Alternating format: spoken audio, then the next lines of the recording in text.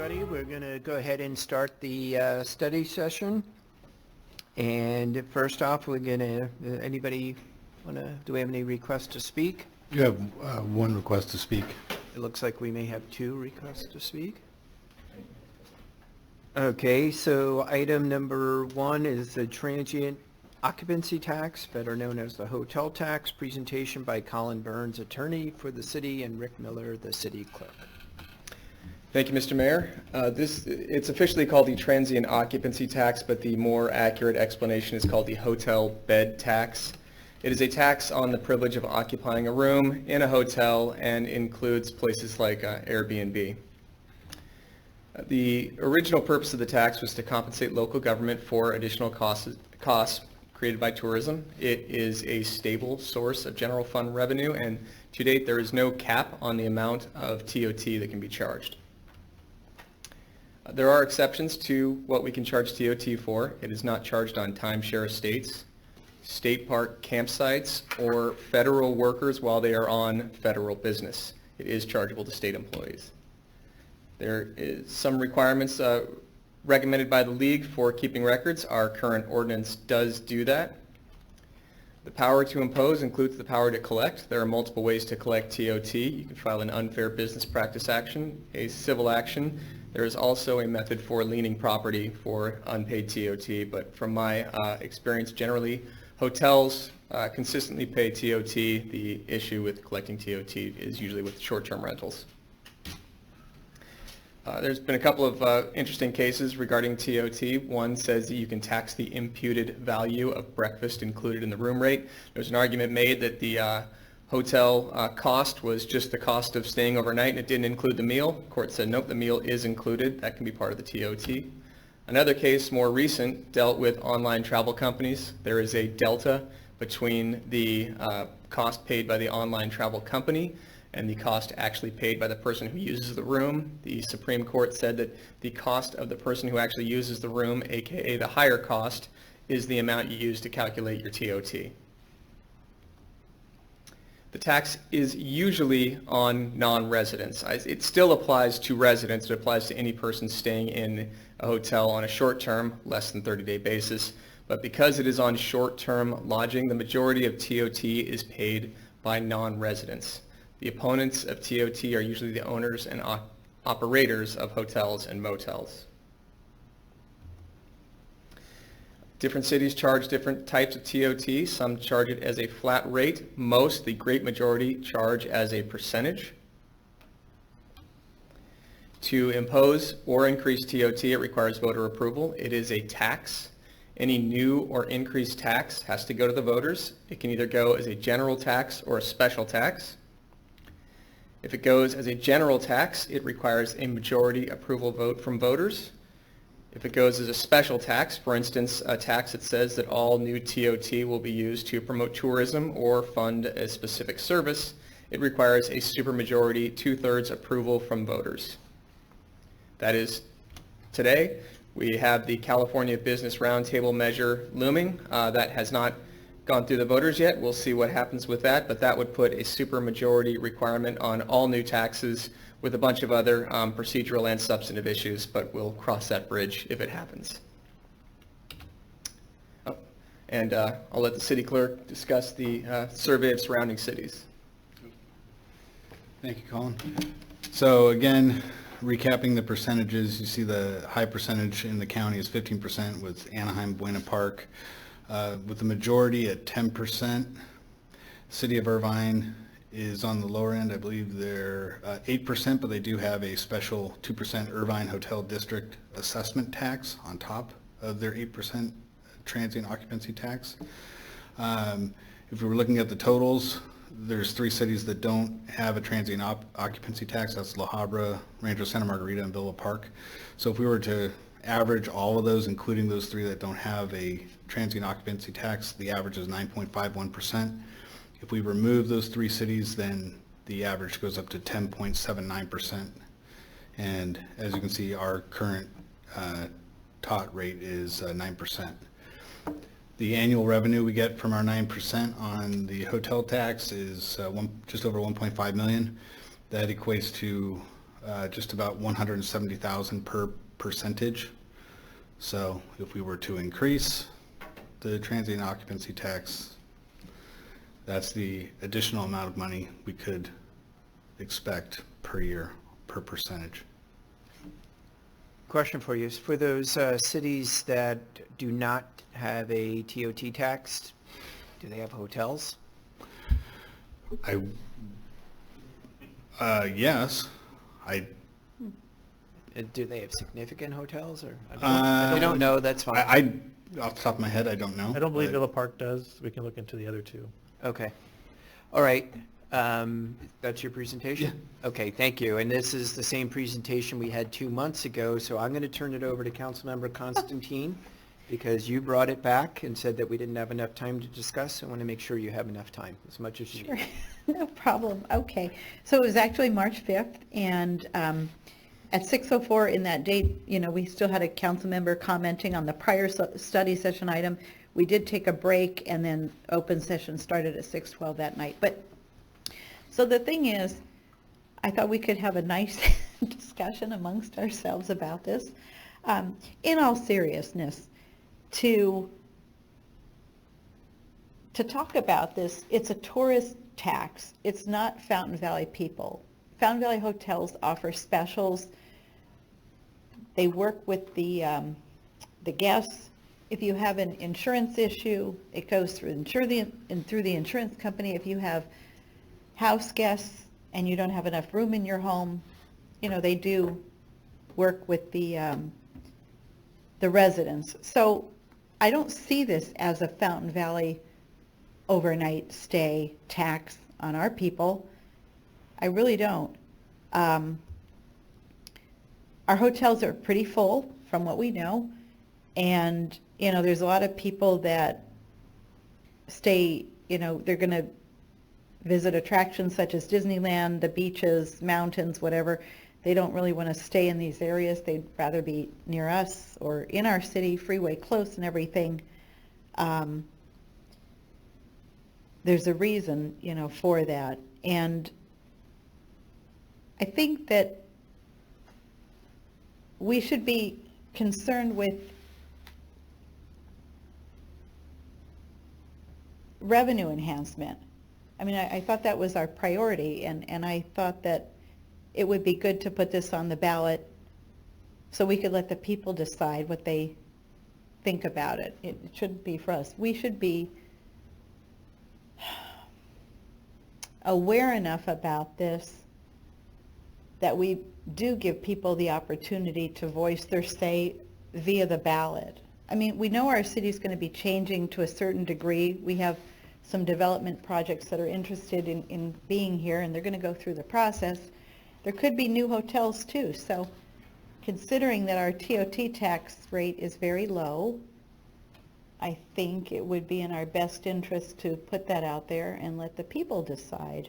And we put it out there in a way that we do talk about it, that it's a tourist tax. Okay. Can I ask you a question?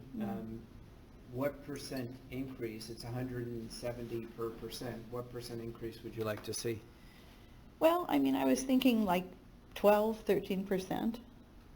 Okay. But again, flexible. So we're 9 now, is 9. that correct? So 3 or We're at 4% increase, so that would be 340, no, that would be 680 or 510, something like that, round numbers. Okay. Yeah.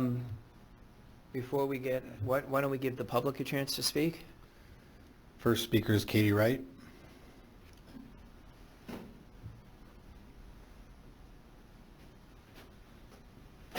Welcome, Katie. Good to see you. Good evening, Mr. Mayor, Vice Mayor, council members. I didn't think I really had anything to offer. I had an opinion that, it's kind of a no-brainer. But what Member Constantine was just talking about how the hotels give breaks to people local, maybe they do, maybe they don't. A couple years ago, my husband and I took over the family homestead, and we did some remodeling, and we stayed in the house as long as we could, and then there reaches a point where you just can't stay in the house with the work going on.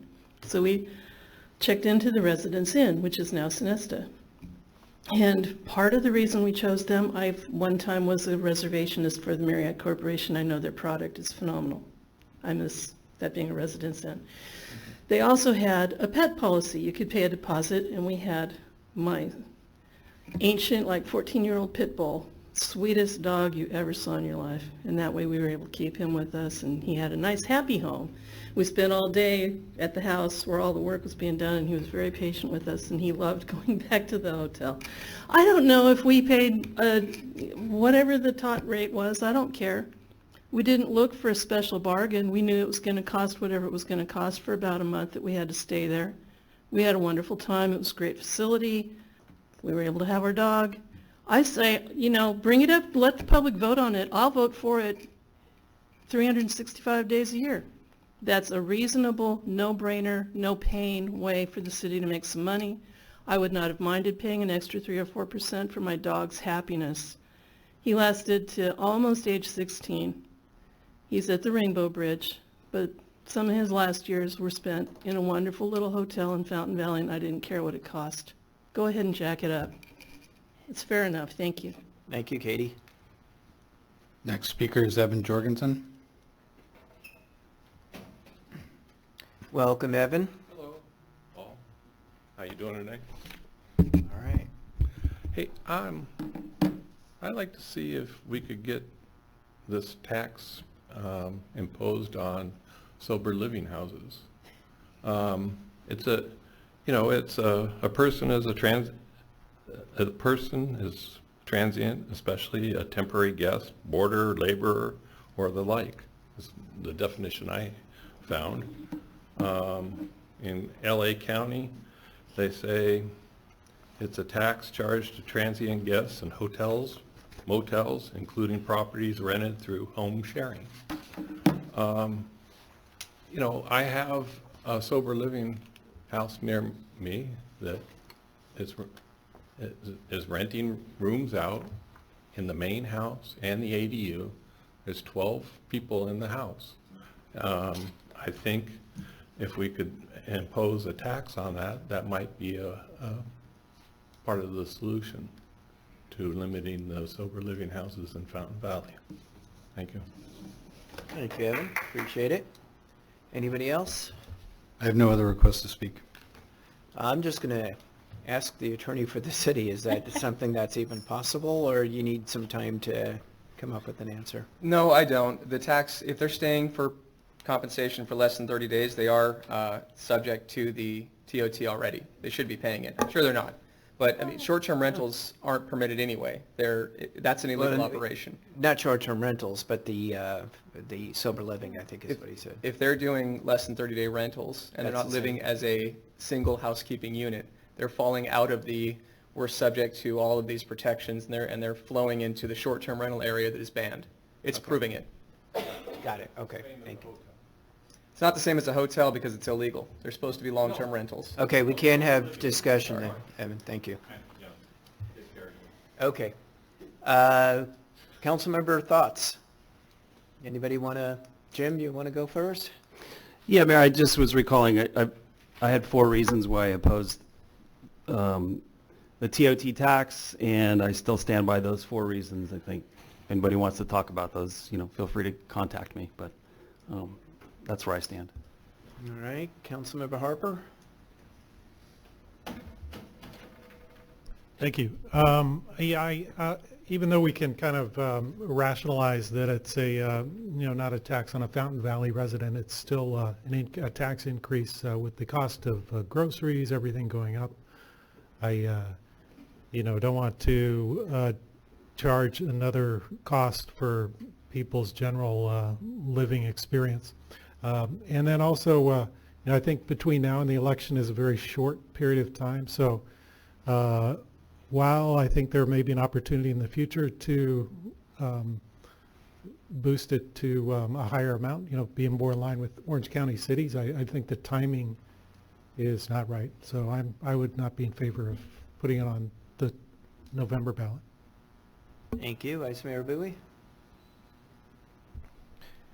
Well, how did we come to this point? Well, I always believe that if any council member feel that if there's not enough time and discussions, let's give them the opportunity to bring the matters back, and so we can have a better dialogue. But I have to agree with my colleagues that I don't think now is the right time to increase the TOT tax, as to the fact that because we want to welcome developers coming to our city, right? We need more hotels, and I think by doing that, that's one way to deter some developer coming in. And to the point of Councilmember Constantine to raise from 9% to 12%, I was looking at the math, and it's $45,000 difference in that percentage-wise. Because here it says 1.5 million. Here it comes on the bottom, TOT is 169, but I got 137. So unless I did some calculation differently than how you calculate it, but it's only $45,000 difference. Is that going to make a big impact? I don't know. So at this point, I think that we should stay the way it is, and this matter, I was going to bring it back in the futures, but not this time. Thank you. I have a comment. Yes. Okay, so each percentage of TOT is equal to $169,208.31. Vice Mayor Bowie, developers have no regard for TOT tax rate. They don't, it's not in their realm. Same thing with the room night cost. In some hotels in other cities, opulent hotels, there's a lot of zeros at the end there. They don't care. They build and they get out. So that's not going to turn off a developer, just as far as I can see. I agree on that aspect, but at the end of the day, is who is the payers? Is the person that's staying in the hotel? They're going to look at the bottom number, and that's going to increase the bottom number. That's what I meant by that. Well, we raised the sales tax, or, well, I guess we did as a city. So there you go. Okay, thank you. All right. Yeah, so I was doing the math. Actually, the math is correct. So if you take 1.5 million, divide it by 9%, so you divide it by 9, that's 170 per percentage. So the math, is double checking, that is correct. Well, there's 3 against already, so really, I guess it doesn't matter what I think. I like that when we have revenue that doesn't cost our residents money. But I agree with Councilmember Harper, this isn't the right time for it. And I would think next year might be a better time, and I think it would allow us more time to create awareness as well. So I'm not opposed to the idea, I'm opposed maybe to the timing of it specifically. So Okay. I would say, keep that in the back burner, and let's bring it back at maybe a time when we have, there's going to be too much noise this fall, I think, to bring it up. So that's kind of my thought. All right, I think staff has direction. Is that correct? We good? I want to make sure, Councilmember Constantine, you've got everything. I don't want you to feel I'm like good. we're rushing you. Okay, I'm good. fine. Thank you. Absolutely. All right, we're going to be adjourned till 6 o'clock. Thank you.